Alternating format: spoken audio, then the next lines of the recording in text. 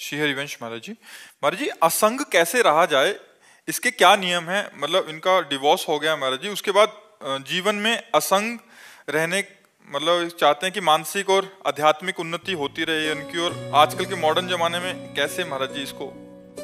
जब तक हम अंतर्वृत्ति को भगवान से नहीं जोड़ते हैं तब तक असंगता हो ही नहीं सकती, क्योंकि मन किसी न किसी वस्तु, व्यक्ति, स्थान का आश्रय लिए बिना रह नहीं सकता।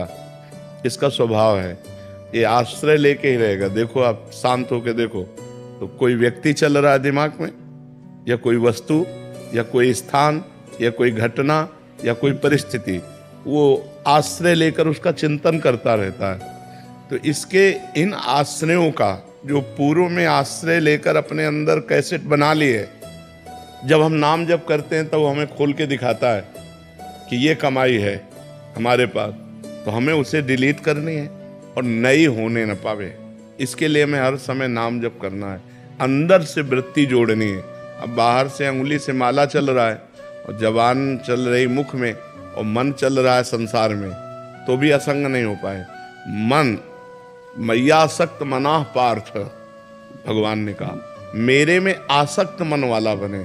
तो भगवान की जब हम लीला कथाएं सुनते हैं, जैसे भागवत का 10वां स्कंद है, हम स्वयं पढ़ें, हम खूब कानों से सुने, भगवान की लीला कथाएं सुनते हैं, भगवान का नाम जप करते हैं और भगवान के मार्ग में चलते हैं, तो हमारे अंदर एक पावर आता है, भागवतिक पावर, उससे हम असंग रहते हैं।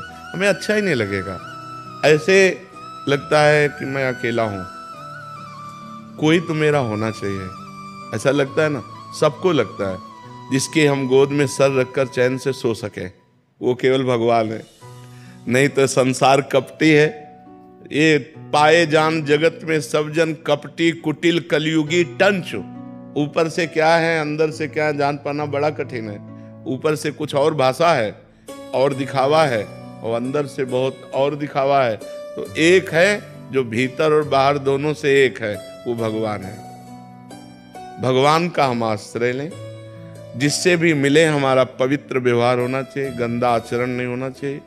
कोई हमको गाली दे तो हम सुन के सह जाएं, हम किसी को पलट के गाली ना दें, और नाम जप करें तो धीरे धीरे हमारे अंदर अध्यात्म की वो योग्यता आएगी जिसे असंगता कहते हैं। असंगो हम पुरुषा, मैं असंग हूँ, यह ऐसा अनुभव होगा, क्योंकि वास्तविक हम असंग हैं। हमारा जो स्वरूप है वो असंग ही है। वो कभी पर वो स्वरूप जो है गलती कर बैठा, देह को मैं मानकर, अंतःकरण मन बुद्धि को मैं मानकर वो फंस गया।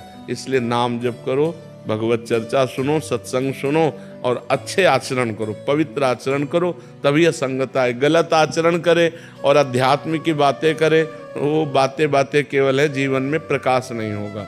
अगर जीवन को उन्नतिशील बनाना है, बढ़िया सुखमय जीवन व्यतीत करना है, तो गंदे आचरणों को पहले रोको, जो पाप आचरण है उनको रोको, अच्छे आचरण करो और नाम जप करो। बाबा, इसका बल आपको नहीं, ये बल जो हमें जहाँ से मिला है वही खजाना तुम्हें दे रहे हैं। मान लो हम कह रहे राधा राधा जपो, भगवत चर्चा सुनो, तो इसी से तो हमें बल मिला है। जिस बल से हम टिके हुए हैं वही बल हम सबको दे रहे हैं। अगर इस बल को आप स्वीकार करें तो लंबे समय में आप खुद अनुभव करेंगे कि आपके अंदर कैसी क्षमता बढ़ रही है, आपके अंदर कैसे भाव बढ़ रहे हैं।